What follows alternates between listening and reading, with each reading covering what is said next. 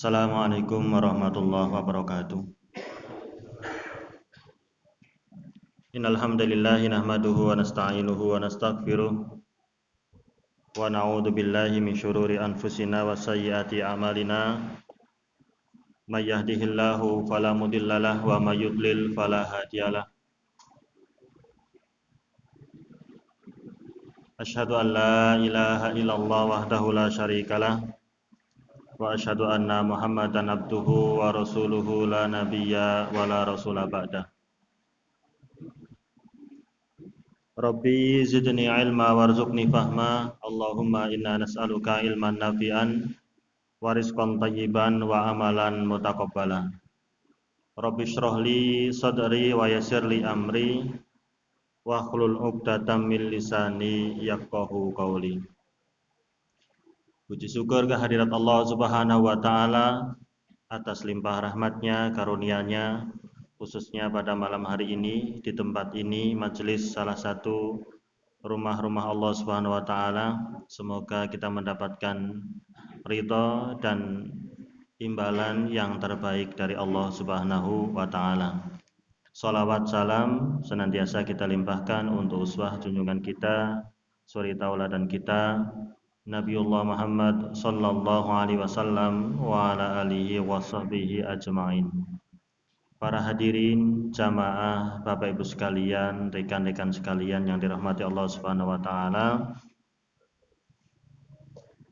Sebagaimana yang tadi sudah disampaikan oleh panitia bahwa posisi saya malam hari ini adalah menggantikan Ustadz Agus Effendi yang uzur. Ada beberapa maudhu atau judul yang diajukan oleh takmir, diantaranya adalah Idul Kurban.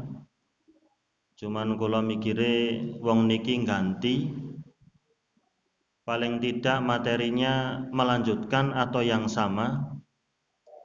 Mugi-mugi niki saged nambani kekecewaan panjenengan. Umpamane tambah kecewa ya mboten apa-apa pancen nuduh Ustadz Agus.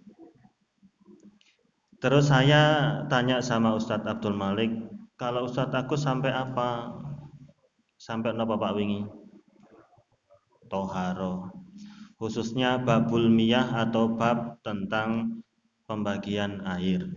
Nah, dengan itu maka saya memutuskan untuk paling tidak nggih murojaah napa mengulang, walaupun tidak dengan kitab yang sama, tapi nek kitab fikih niku karaktere padha mawon. Hanya cara penulisan ataupun pemaparannya berbeda. Niki murojaah mawon nggih, sederhana sebagaimana yang telah berjalan sesuai jadwal men urut. Mangke diulas malih kali Ustadz Agus mboten popo. Ngaji niku fungsine ora mek kudu men pinter, kadang-kadang judule golek sing luar biasa. Ning kadang-kadang dengan perkara-perkara yang kecil, yang remeh setiap hari kita jumpai kita ndak ngerti. Nggih mboten Pak, Bu. Makanya saya pernah membawakan sebuah cerita, ada orang kewajiban sholatnya wis 60 tahun ning mboten nate dipun tampi. Sholat, mungkin ilmu di luar itu luar biasa. Ya, kadang-kadang saat ini materi ini nopo enten undangan enten papat di papat ting diwaos materi ini nopo masalah wudhu. Kok wudhu toh yakin nek jenengan wudhu pun bener kan ngoten nggih. Niki perkara sangat sederhana tentang air niki. Sepindah malih kula aturaken niki sekedar murojaah nggih, bukan menggarisbawahi, bukan napa niku mensyarah, tapi ini sekedar murojaah mangke nek enten ingkang dereng sempurna, dereng paham, silahkan ditanyakan kepada beliau Ustadz Agus Effendi. Masalah air adalah menjadi perkara penting untuk runtutan kita melaksanakan ibadah, terutama sholat. Sholat niku berkualitas dan bagus, maksimal niki nek masalah air niki paham. Jangan dikira orang sudah tahu semenjak takbiratul ihram bagaimana dia sholat sampai selesai, bagaimana dia berzikir, sempurna luar biasa. Nek masalah air niki dereng faham, sangat berpengaruh terhadap sholat kita.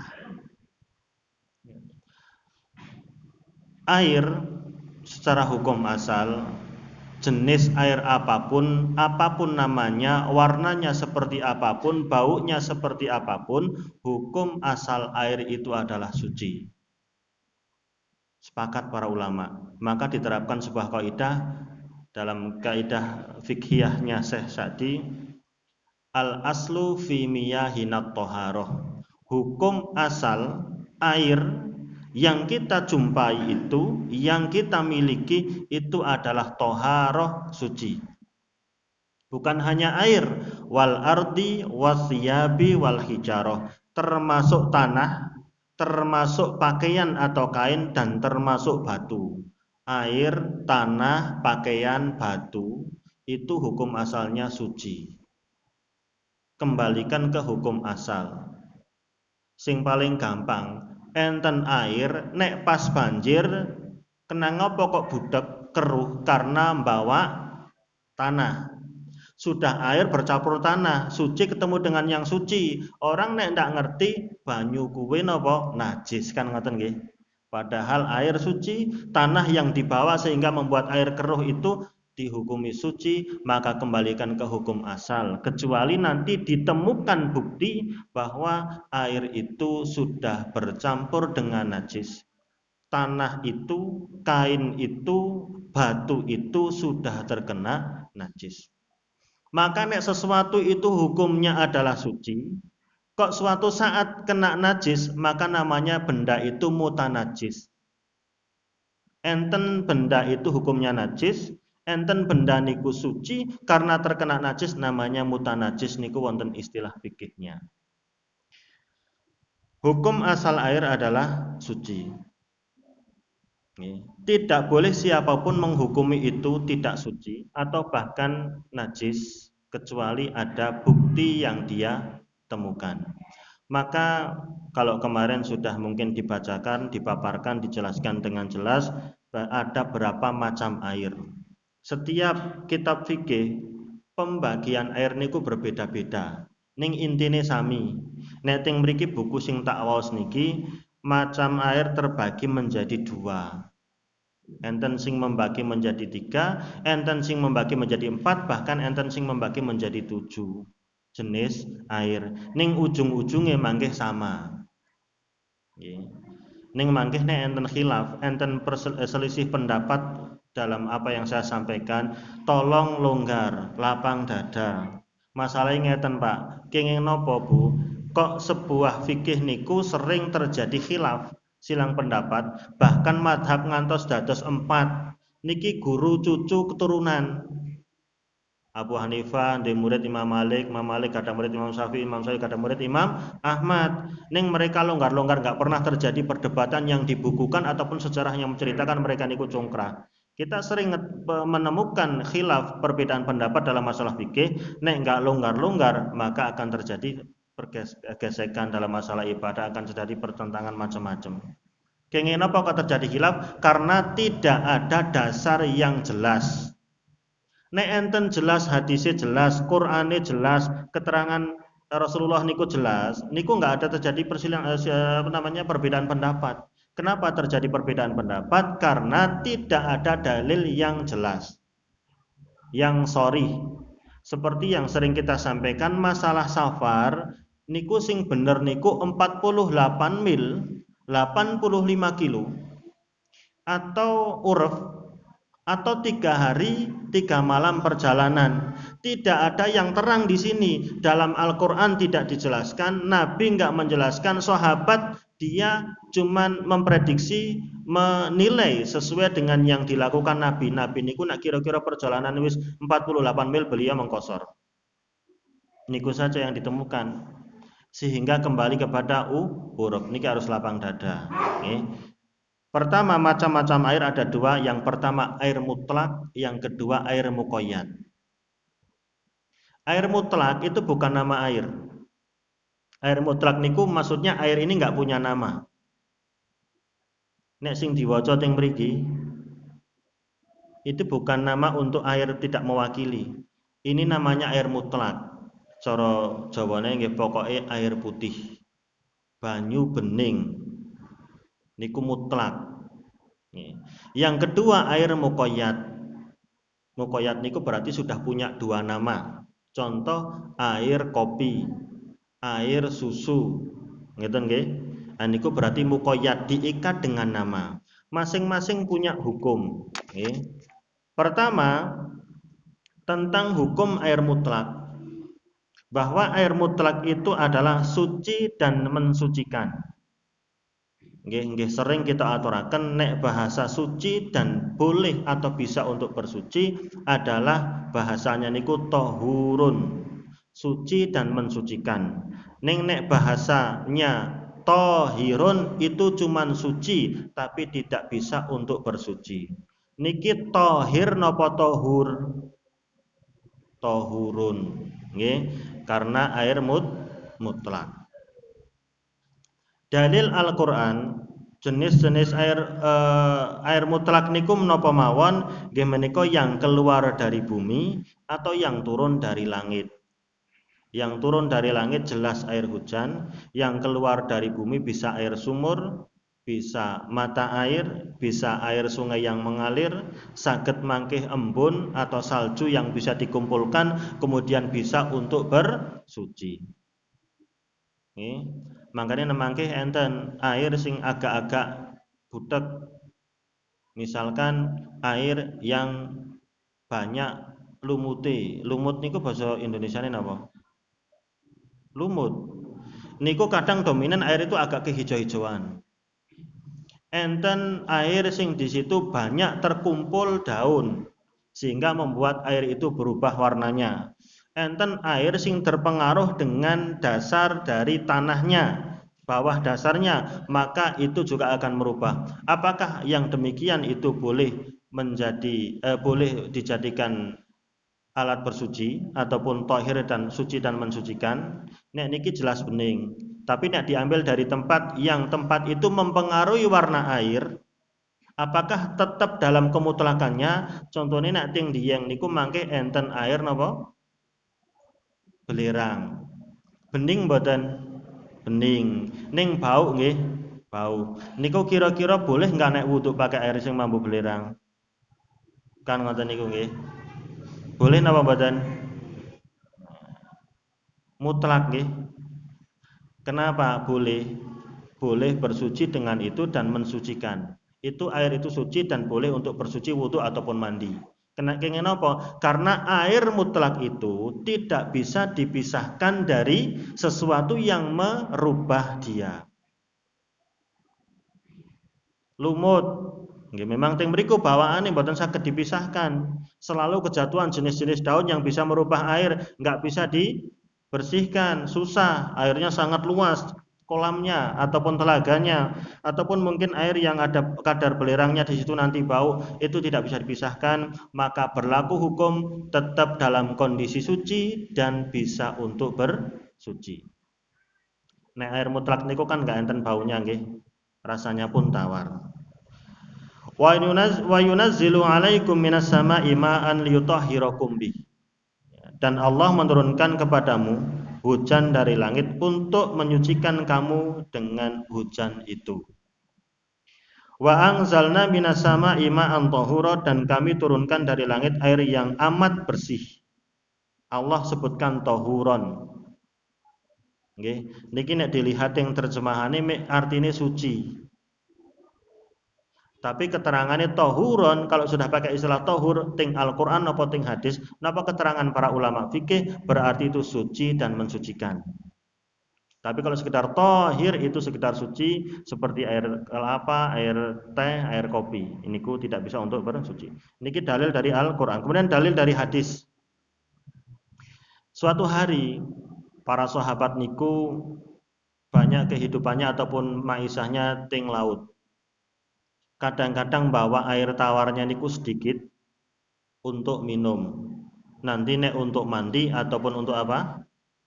Wudu, kami kehabisan bekal. Bagaimana ya Rasulullah ketika kami wudhu dengan air laut? Ya, maka jawaban Nabi napa? At-tahuru ma'uhu wal hillu maitatuhu. Air laut itu tahur, apa tahur niku? Suci dan mensucikan, dan bangkainya halal. Nggih. Sakniki enten air sing asin, rodok sepet, rodok kecut, rodok pripun, tapi nek asalnya niku mutlak, bening, niku tetap air mutlak. Nggih. Air suci dan mensucikan. Sakniki ting laut niku aire asin. Rasulullah sudah nyebut tahur, berarti suci dan boleh untuk bersuci, boleh untuk wudhu dan boleh untuk mandi. Sekaligus napa? Niki nek wonten istilah kaidah niku ngeten, takhirul bayan, mengakhirkan penjelasan niku tidak boleh. Contohnya ngeten, sahabat niku kan sing ditangletke napa? Hukum air laut. Suci atau tidak. Ning Nabi jawabannya bukan hanya air laut itu suci, ditambah napa? Al-hillu maitatuhu. Halal bangkainya. Pak, Bu, nek enten istilah bangkai maitah niku jangan dibayangkan kaya kita diterjemahke basa Jawa bangkai kuwi batang, nek batang kuwi mambu. Bukan seperti itu. Bangkai itu sesuatu hewan yang mati tidak disembelih dengan cara syar'i. Sedangkan hewan air itu bukan hewan buruan dan tidak ada syariat untuk disembelih, mergane ora ketemu gulune. Mangkane istilah menyembelih niku enten an-nahr, enten adzabh. Nahr niku disembelih bagian bawah dagu sini. Nek hewan kurban yo 3 jari dari dagunya, nek pas didengekke ngeten iki, tulang sing paling dekat dengan jari 3 jari ke bawah ting mriki nyembelih. Tapi nek unta, pertama sunahnya berdiri, sing ping kalih ting atas dada, bukan dibawa di nahar sini. Sunahnya ting mriki. Itu akan cepat mati. Okay. Makanya an-nahr itu sembelian, kenging apa? Karena nyembelihnya di nahar sini. Jadi nek kambing niku 3 jari ke bawah, bawahnya jari, terus nek sapi niku pinten? 5 ngeten niki bawahnya. Jangan terlalu ke atas, nggih. Boleh enggak kalau kelewat agak 1 cm naik ke bawah? Boleh enggak? Boleh. Ning intine nek iku bisa tepat, itu akan cepat mati. Nggih. Jadi ketepatan niku nggih wau enten pesanan mbok dibahas fikih kurban besok aja Ustaz Agus, minggu depan masih ada kesempatan. Mugi-mugi beliau diparingi kesehatan dan bisa menjelaskan dengan baik, dengan gamblang. Maka kata Nabi, air laut itu suci dan mensucikan dan sekaligus bangkainya halal.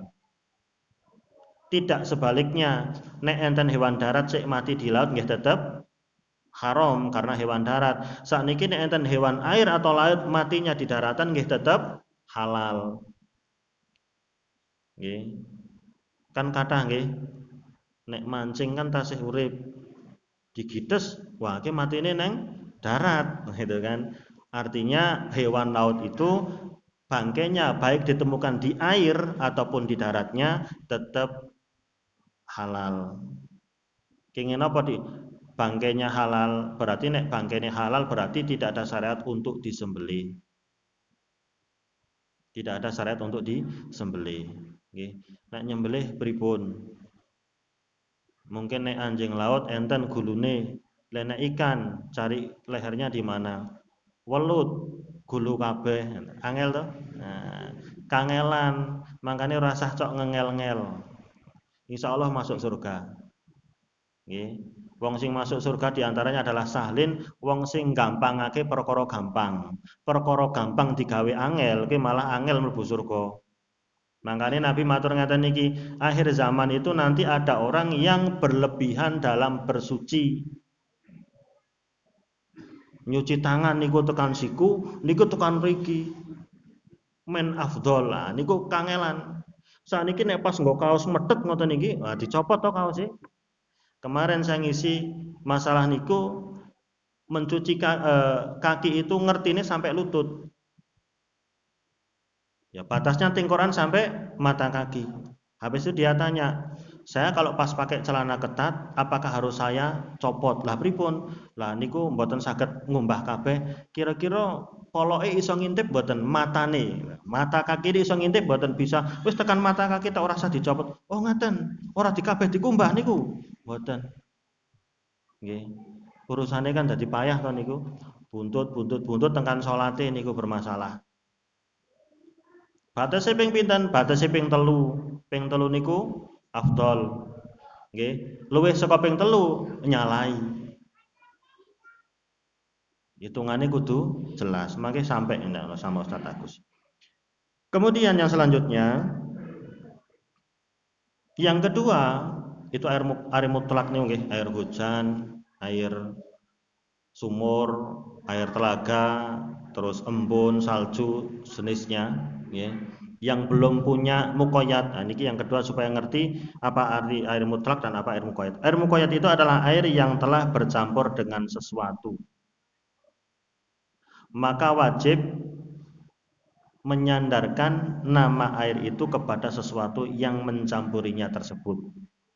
Contoh, air yang dicampur dengan gula, dicampur dengan kopi, air dicampur gula, teh, air dicampur susu. Nggih. Dadi niku suci mboten? Suci, sekedar suci tapi tidak mensucikan. Karena apa? Karena sudah punya dua nama. Air, kopi, air, teh. Jenengane loro. Nek wau mutlak tok nggak punya nama, mutlak. Jadi kalau sekarang misalkan air sudah dominan dengan sesuatu yang merubah warna dia, berarti air itu sudah punya dua nama. Nek sudah punya dua nama, tidak boleh untuk wudhu dan tidak boleh untuk mandi. Karena hukumnya baru hanya tinggal tohir suci. Boleh untuk dimakan atau boleh untuk diminum, tapi tidak boleh untuk bersuci, wudhu maupun mandi. Nah, kemudian hukum air yang mukoyat niku macam-macam. Air yang sudah punya mukoyat, artinya mukoyat niku dominan ada yang merubah warna dia atau bau dan rasanya. Nek air mutlak niku nggak ada baunya. Air bening seperti ini. Pertama, kemutlakan air yang masih terjaga. Aslinya mutlaknya niku masih dominan, tasih bening ning enten campur-campuran sithik. Nah, dengan memasukkan benda suci tersebut ke dalam air. Nek enten benda suci masuk ke dalam air, airnya agak berubah, ning dominan tasih bening, tasih putih, maka itu berarti masih hukumnya hukum air mutlak. Nabi pernah mandi bersama istrinya Maimunah, satu wadah ngeten iki niku bekas tepung, jadi campur dengan tepung. Karena tepung niku suci dan tidak merubah secara total kemutlakan air, maka bersuci dan suci dan mensucikan air tersebut. Pernah Rasulullah SAW ketika putrinya meninggal diperintahkan kepada wanita para sahabiah yang memandikan iksilna hasalasan, mandikan dia 3 kali. Nek dirasa kurang bersih 5 kali. Pak Bu, nek mandikan jenazah kok hitungane ping 3 niku pripun lek ngitung? Mek 3 gayung. Atau berapa kali disiramkan satu tempat baru dihitung 1. Jenengan nek memandikan jenazah ping 3 ping gangsal napa ping 7? Ora tau ngitung niku kesalahan. Ibadah niku nek wis ditentukan hitungane kudu tepat padha hitungane. Nah saniki Rasulullah misalkan iksilnaha, mandikan putri saya itu 3 kali. Biur siji rampung, balinene biur ping 3 ngoten. Mboten, 1 kali proses memandikan, 1 bagian itu dicuci 3 kali. Bagian kanan depan 3, 1 belakang 1, kiri 1 belakang 1, baru 1 kali. Diulang lagi, kedua kalinya depan belakang, kiri depan belakang, baru 2 kali. Makanya bagiannya air itu enten air bersih, air sabun, yang terakhir napa air kapur. Makanya ketika itu Nabi iz'al akhiraha au kamakol, jadikan bagian sucian yang akhir niku air kapur. Nek ting mriki kapur barus napa daun sider, nek dulu daun bidara. Lah setelah cucian yang ketiga dengan air kapur niku napa? Tidak usah dibilas malih. Ini dasar bahwasanya itu dianggap suci. Nek itu tidak suci, kapur barus kan suci, sider bidara itu kan suci, dijadikan untuk mbelasi napa memandikan jenazah terakhir. Nek pun enten kapure napa air bidara niku tidak usah dibilas dengan air bening malih, karena itu sudah suci. Jenengan ini mau nyuceni jenazah, mandikan jenazah, kok terakhir digebyur dengan air kapur, ya berarti itu suci. Maksudipun apa? Nek enten air tercampur dengan barang suci, maka air itu tetap suci. Air itu tetap suci.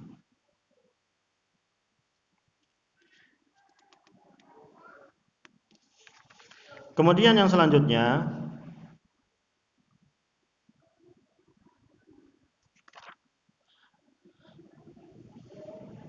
niku air mukoyat nggih. Air mukoyat yang pertama, air mutlak yang tercampur dengan benda tertentu, cuman tidak merubah total, dominan masih mutlak, masih bening. Yang nomor dua, itu air itu berarti suci dan bisa untuk bersuci. Yang nomor dua, kemutlakan air sudah hilang dan tidak terjaga. Air putih, kemasukan benda, niku sudah hilang warna beningnya. Niki sudah berubah warnanya dengan benda tersebut. Bila air sudah hilang kemutlakannya sehingga dinamakan air teh, air kopi, air susu, berarti sudah punya dua nama. Sekarang misalkan air ting wadah ataupun ting kamar mandi, niku enten air kemasukan sampo nopo sabun. Agak-agak sedikit berubah dengan sabun itu. Itu akan menentukan hukum ketika kita menilai itu air apa. Apa bilang itu air sabun atau air yang kemasukan sabun, Pak, kira-kira? Nek sudah bilang air sabun berarti itu sudah dominan air sabun. Tapi kalau sudah dua nama berarti. Tapi kalau baru air kena sabun, njur rodok berubah sitik, masih dominan air mutlak, suci dan mensucikan.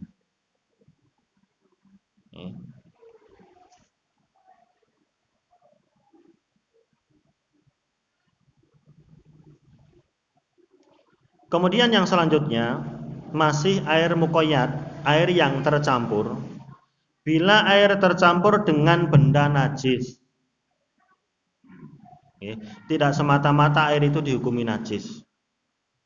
Makanya enten hadis kullatain, dua kulah. Lah kulah niki nek teng kula dadi basa Jawa, kolah. Teng mriki nggih. Enten tempat ngeten niki, kolah. Kolah niku napa? Wong Jawa lek nerangake kolah kuwi jeding. Kan ora mudeng malih to. Kolah niki tempat air yang permanen. Nggih.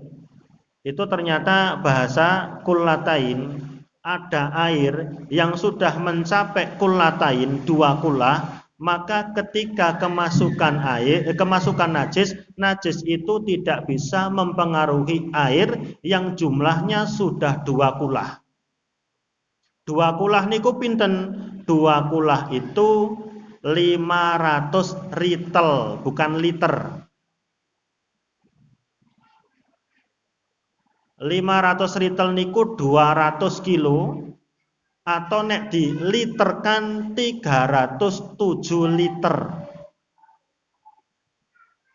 Nek enten air sudah 307 liter nopo 200 kilo, itu kalau kemasukan najis biasanya tidak terpengaruh dengan najis itu. Bagaimana sekarang nih ada air kurang dari 2 kulah, kurang dari 307 liter, apakah kemudian dihukumi najis? Mboten. Jika air itu tidak terpengaruh dengan najis lewat bau, rasa dan warna, maka tidak dihukumi najis sekalipun air itu sekali lagi tidak mencapai 2 kulah, 500 ritel atau 307 liter. Nek ditimbang 200 kilo. Niku 1 kulah, 2 kulah.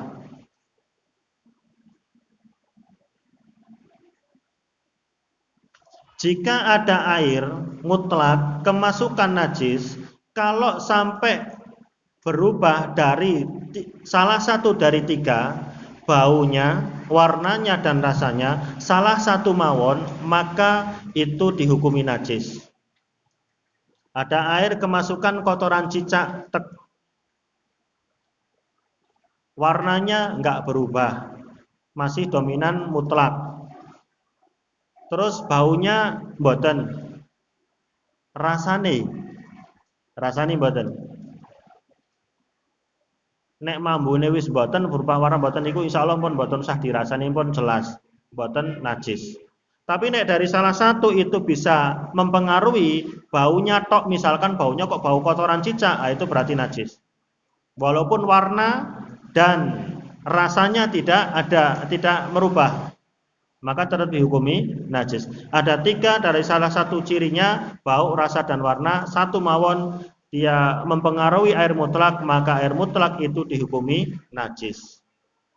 Saniki nek enten air 2 kulah 500 ritel atau 307 liter kemasukan najis, bisa berubah bau dan warnanya atau rasanya, dengan najis itu dihukumi najis badan, dihukumi najis. Ning umume niku mboten terpengaruh nek sudah 307 liter itu.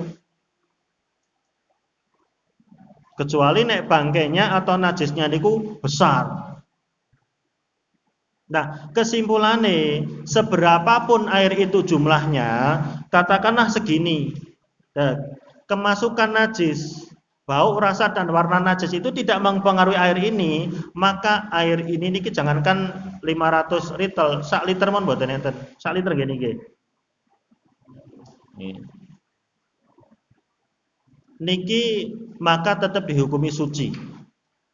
Di sana ada perbedaan pendapat. Nek airnya tenang maka dihukumi najis, nek airnya ngalir maka dihukumi suci.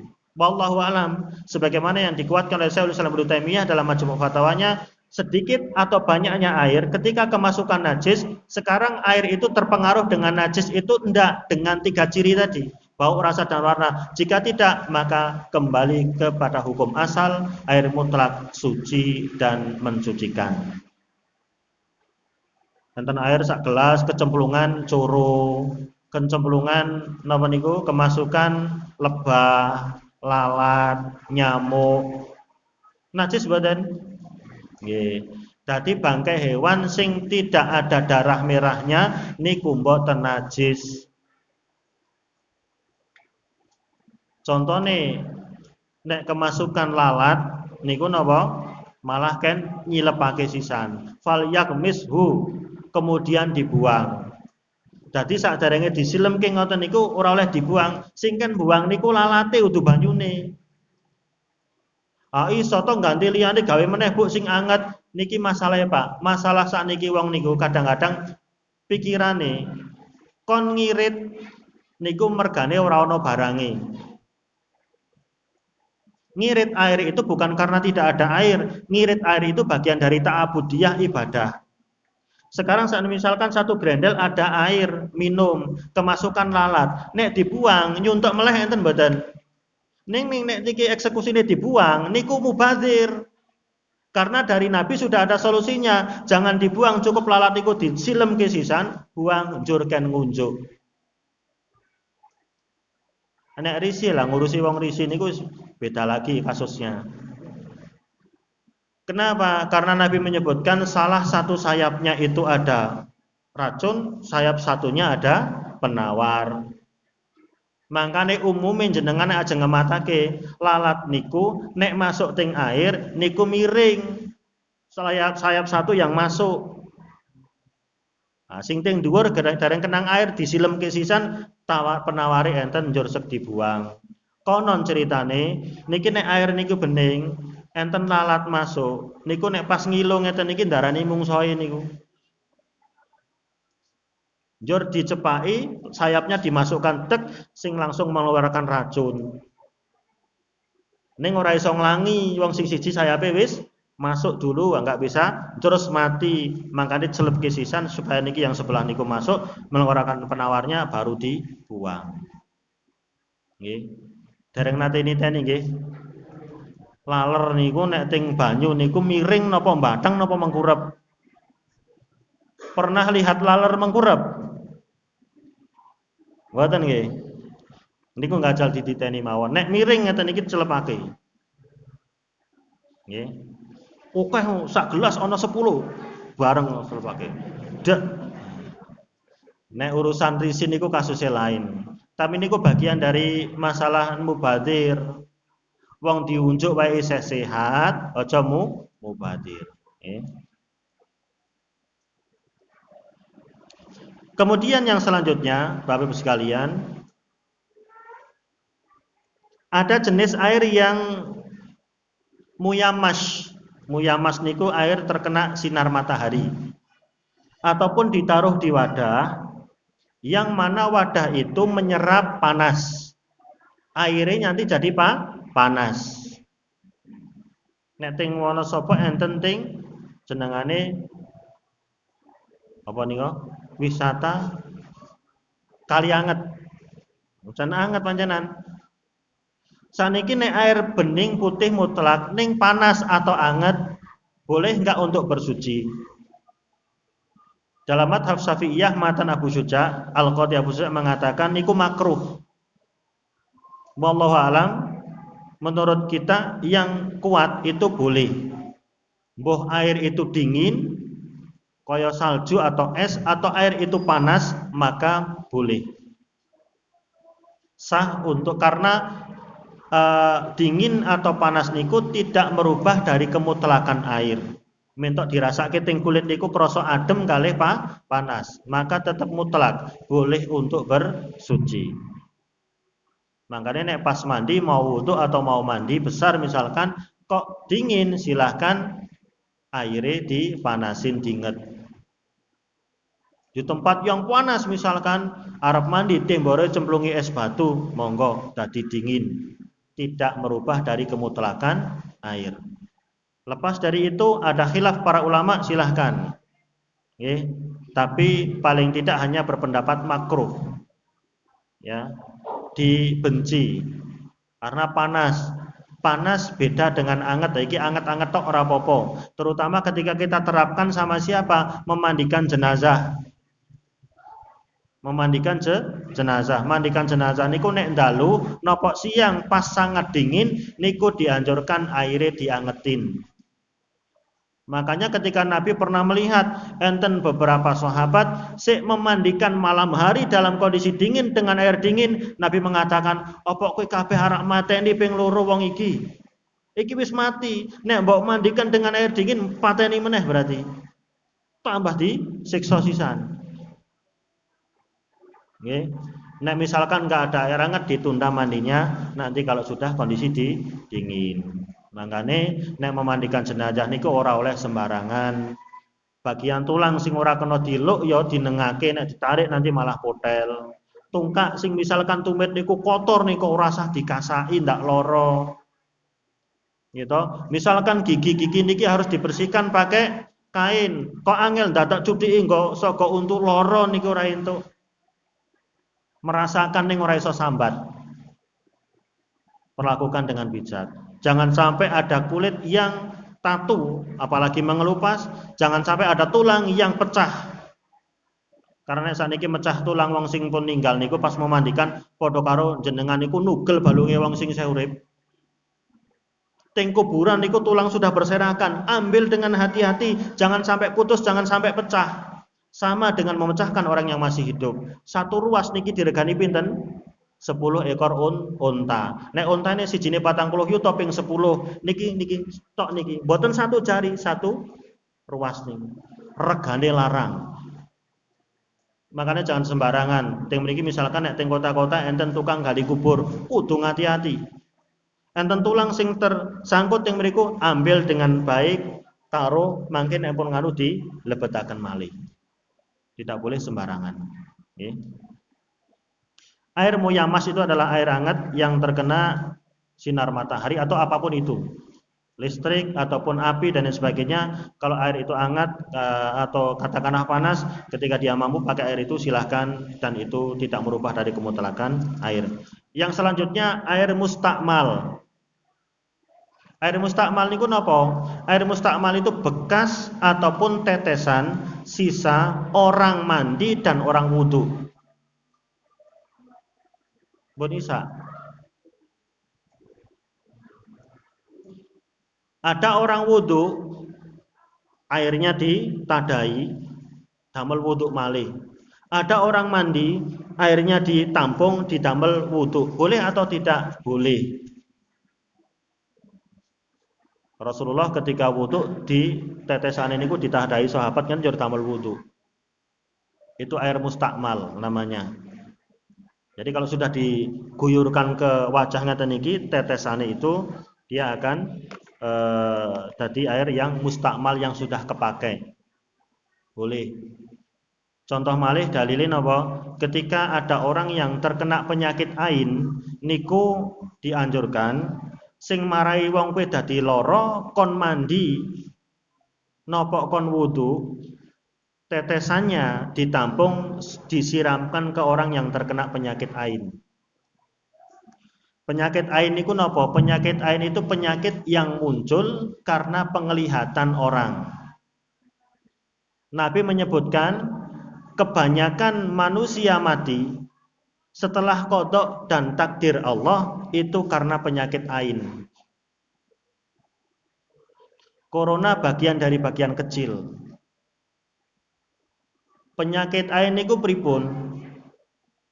Jenengan nyawang kula saka awal tekan engko pungkasan naudzubillah muga-muga aja nggih. Saking bencine. Kena ora kancilen mau ora udan jan tak tinggal tenan Pak Mawardi nggih. Mecicil ngoten iki. Kula sakit mangke. Paham nggih? Mangkane jangan cok posting foto ting IG, ting FB, ting WA, foto nek ndi mon selfie. Wong men ben ngerti kabeh. Tidak semua orang seneng nek sing mandang wah kaya ngono wae pamer hasad, sakit dia pulang. Dan bahkan resiko fatalnya bukan hanya sakit kata Nabi, kebanyakan mati karena penyakit ain. Laula rahmatullah, seandainya bukan karena rahmat Allah Subhanahu wa taala, banyak orang mati karena penyakit ain. Nek cah cilik niku sering diarani sawan. Jadi bukan sawan tapi sawang. Ada anak kecil tiba-tiba ketemu orang yang jebres rambutnya gondrong. Wah, medeni. Terus bengine panas, itu anak terkena penyakit ain. Makanya napa? Dulu pernah Abu Umamah bin Sahal bin Hunayf niki maksudnya saya menyampaikan niki mau menunjukkan bahwasanya bekas mandinya orang itu bisa untuk nyiram orang sebagai terapinya. Maksudnya air yang sudah dipakai itu boleh dipakai nggak najis gitu loh. Abu Umamah niki terakhir putra dari Sahal bin Hunayf niku Sahal bin Hunayf niku badhe siram teng sungai umum diter kalih Abu Umamah. Pas mandi ternyata napa? Abu Umamah niku melepas jubahnya. Sahal bin Hunayf bapaknya niku. Ternyata di seberang sana ada sahabat namanya Amir bin Rabi'ah. Melihat orang sudah punya anak separuh umur, paruh baya, ketika buka jubahnya ngeten iki terkagum-kagum. Apa komentarnya? Baru kali ini saya melihat orang kulitnya paling putih, paling bersih, bahkan melebihi putihnya, bersihnya kulit seorang gadis. Kata Abu Umamah, bapakku langsung tersungkur, langsung sakit. Digotong tambah parah sampai rumah, dan Abu Umamah mengatakan, Rasulullah, bapak kula saniki mboten jadwale mboten saged nderek jenengan. Kenging napa? Karena bapak saya sakit, dijenguk sama Nabi. Kronologisnya piye? Awal-awalnya sakit, bapak saya pergi ke sungai itu sehat-sehat saja. Pas buka baju, ada orang yang komentar memuji warna dan bersihnya kulit bapak saya ini. Siapa dia? Amir bin Rabi'ah. Kata Nabi, panggil dia ke sini. Ketika panggil di situ langsung dimarahi sama Nabi. Tega-tegane kowe iki nggaweke lorone batire. Kok tega-teganya kamu membuat saudaramu sakit? Loh, apa yang saya perbuat? Bukankah kamu ketika melihat dia, komentarnya apa? Kamu terlalu kagum dan mengatakan ini. Iya. Sekarang kamu mandi. Dan sisa dari mandimu itu kamu tampung, kemudian disuruh dimandikan, disiramkan ke orang yang sakit tadi. Kata Abu Mamah, bapakku langsung jenggelek sehat. Niki salah satu terapi nih. Nek enten wong kok misalkan sakit karena pandangan orang, maka dicari orang itu, dia suruh mandi, tetesane ditampung, njur gawe ambyur awake dhewe. Nek fotone jenengan dipampang kemana-mana, banyak orang yang hasad, golek ini piye? Solusinya gimana? Bacakan ayat ruqyah. Jadi penglihatan manusia itu bisa membuat orang sakit dengan dua kondisi. Orang melihat orang niku bisa tiga. Pertama cuek, yang kedua takjub, yang ketiga hasad dengki. Nggih, masya Allah wong iki rupane. Dan itu juga bisa terjadi pada tanaman. Tanaman pinggir jalan, barang mobil apa benda rumah bagus. Misalkan orang niku kok mobilnya bagus sekali ya. Sak kampung sing duwe memang iku. Berangkat ke sana tabrakan di sana. Malam nanti dicolong orang. Besok rusak. Makanya tiba-tiba misalkan ada tanaman apa tiba-tiba mati alum. Setiap kali orang lihat, tandurannya ya, lomboke karo terongnya luar biasa. Pak kayak priye nek nandur ya. Orang terkagum-kagum besok sampai moto-moto ki tandurannya Pak niki sesuk dilai alum. Kemarin saya punya teman tangga dapat Karanganyar sana atas. Tandurannya Mbak aku niku napa lombok ngoten niki saya lupakan, luar biasa. Cuman satu itu di pinggir jalan. Setiap orang lewat niku moto, posting dan lain sebagainya muji. Enggak lama kemudian habis lumat alum mati kabeh. Terus dia orang ini yang lihat ngomong sama saya, Pak, kalau sakniki percaya jenengan pengin nerangake entene penyakit ain, sakniki kula percaya enten tanaman sing kaya niku luar biasa, banyak orang kagum mati lumet habis sama sekali urung antek panen. Itu bisa terjadi. Makanya nek putra putri, istri jenengan, suami jenengan kok loro-loro idik-idik mumet, loro sikile ngeduk napa? Ya foto-foto sing dipampang-pampang niku ya dihentikan, ambil. Enggak semua orang seneng, enggak semua orang kagum. Kira-kira jenengan nek mampang foto niku men dipuji wong napa men dibenci wong kira-kira? Hah? Nek men dipuji wong niku ya salah, nek luput-luputi wong niku dadi benci ya dadi penyakit. Nggih, meleset-melesetin apa? Kematian resikonya. Bukan hanya sakit. Nah, maksudnya apa? Dalam kisah Amir bin Rabi'ah suruh mandi kalih Nabi, njur sisanya ditampung, suruh mandi orang ini nedahaken air yang sudah mustakmal niku napa? Masih suci dan bisa untuk mandi orang lain. Nggih, wallahu a'lam bissawab. Niki air napa?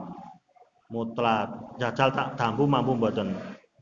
Mboten mampu. Warnane napa? Bening. Rasane kula urung ngerti. Bismillah. Air mutlak tenan niki. Ada yang ditanyakan, Pak? Ye, sing seru ora krungu.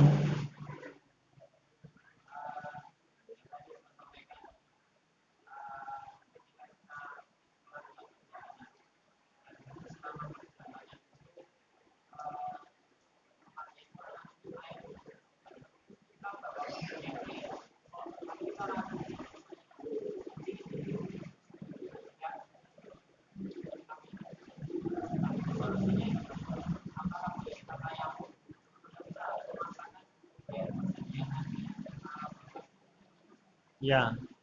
Dados pertanyaane bepergian di situ susah ditemukan air. Beliau bawa air. Tapi nek ke wudu nang mangke njur ora minum. Solusi pertama napa? Wudu pakai air yang dia bawa. Mangke nek mboten minum darurat. Darurat niku nek mboten ngunjuk mati niku darurat berarti. Paham nggih? Darurat niku enten 4. Nek diterjang hilang agama, hilang nyawa, hilang harta, yang satu apa ya? Hilang kehormatan atau apa? Jadi misalkan masih niku wau, apakah saya minum air yang saya bawa ini air minum untuk saya wudhu karena di suatu tempat gak ada air? Apakah dia pilih tayamum? Jawabannya wudhu dengan air ini. Kalau dianggap wudhu dengan air ini nanti terus nggak minum ke sana, dia terancam nyawanya, pingsan, luput-luputnya dia meninggal, itu darurat. Jangan wudhu pakai ini, ambil dia tayamum.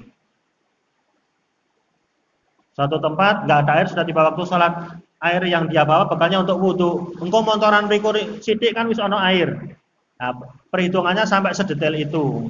Jadi tidak boleh bermudah-mudah. Tiba-tiba ada air langsung tayamum. Nah, ini kan air minum. Okay. Kecuali kalau seperti kisah tadi, teng laut nggak mungkin minum air laut.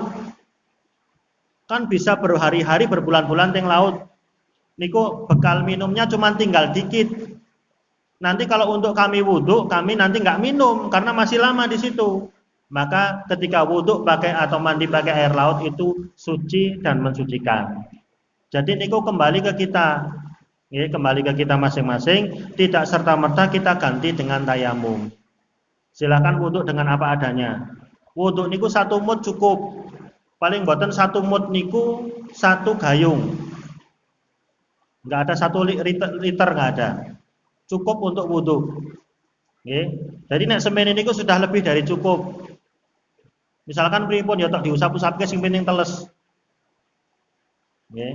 Guru saya pernah praktek pakai aqua gelas, cukup. Mandi, beliau guru fikih memang, mandi pakai 1 sok cukup, 4 mud 1 sok niku, nggak ada 4 gayung. Terus gimana caranya?